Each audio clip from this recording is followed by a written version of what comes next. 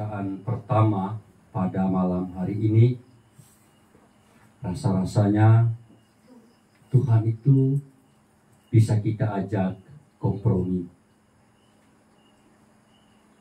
Israel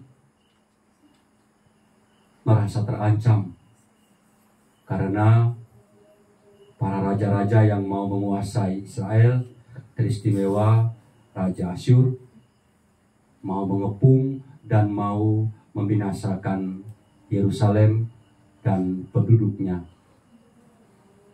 Tetapi kemudian Hizkia meminta kepada Tuhan dalam doanya, kalau bisa Tuhan menjaga dan tidak membiarkan malapetaka itu menimpa mereka.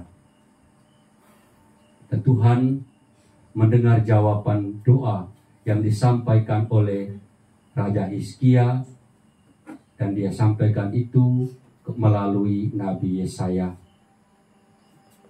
Menariknya adalah bahwa Tuhan setelah dia mendengarkan doa orang-orang Israel yang diwakili oleh Raja Hizkia, kemudian dia membunuh banyak orang yang mencoba untuk menguasai Yerusalem. Melalui bacaan pertama ini, kita ingat, kita disadarkan, kita diingatkan kembali oleh Tuhan bahwa kalau kita berdoa dengan sungguh-sungguh, itu tidak ada doa yang berakhir dengan sia-sia. Nabi Hizkia, Raja Hizkia telah memberikan contoh kepada kita bagaimana dia sangat mengharapkan pertolongan Tuhan ketika dia tahu bahwa sebentar lagi mereka akan di bumi hanguskan. Maka dia meminta kepada Tuhan dengan sangat serius, dengan sangat memohon, dan Tuhan mendengarkan doanya itu. Kalau kita, bagaimana dengan cara kita berdoa? Satu kali kita minta, lalu kita mau supaya hari itu juga Tuhan mau mengabulkannya. Kalau tidak dikasih oleh Tuhan, lalu kita mulai mempersalahkan Tuhan. Bukan hanya mempersalahkan Tuhan, lalu kemudian kita mulai meragu-ragukan kehadiran Tuhan. Kita sendiri tidak yakin dengan Tuhan.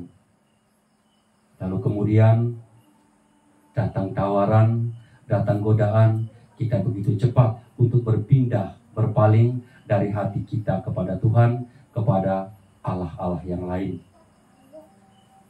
Hizkia memberikan contoh kepada kita bagaimana ketekunan dalam berdoa. Bukan hanya satu kali, tetapi berdoalah. Dan bukan hanya berdoa, tetapi berdoa dengan penuh keyakinan. Berdoa dengan penuh iman. Berdoa dengan penuh kepercayaan bahwa apa yang kita minta itu didengarkan oleh Tuhan. Apa yang kita cari kepada Tuhan, pasti Dia akan menjawabnya.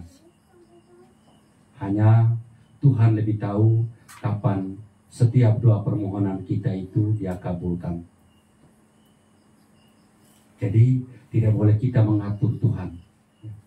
Tidak boleh kita memaksa Tuhan supaya hari ini saya berdoa, hari ini juga langsung terjadi. Bim salabim, kun fayakun.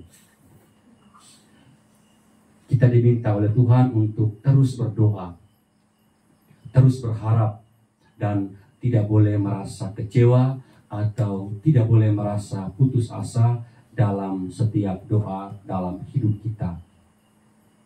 Karena kalau kita sebagai manusia itu ada kecenderungan untuk kalau satu kali tidak minta, kita minta kepada Tuhan, kemudian belum terkabul, kita mulai menghilang, lalu tidak kelihatan lagi. Munculnya pada waktu minta, pastor, ada yang sakit, minta pengurapan, Baru orang tahu rupanya dia Katolik. Kenapa rupanya? Saya dulu ke gereja, saya minta, tapi Tuhan tidak pernah mendengarkan doa saya. Tidak boleh kita mengatur Tuhan.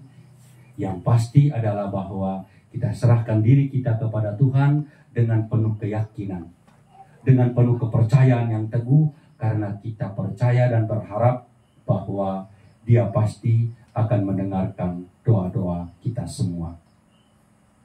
Semoga melalui bacaan pertama ini, kita semua semakin tekun untuk berdoa. Semoga melalui bacaan yang kita renungkan ini, kita jangan jemu-jemu untuk berdoa.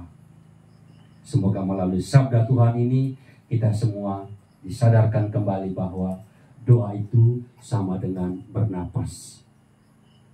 Selama kita berdoa, kita berharap kita masih hidup.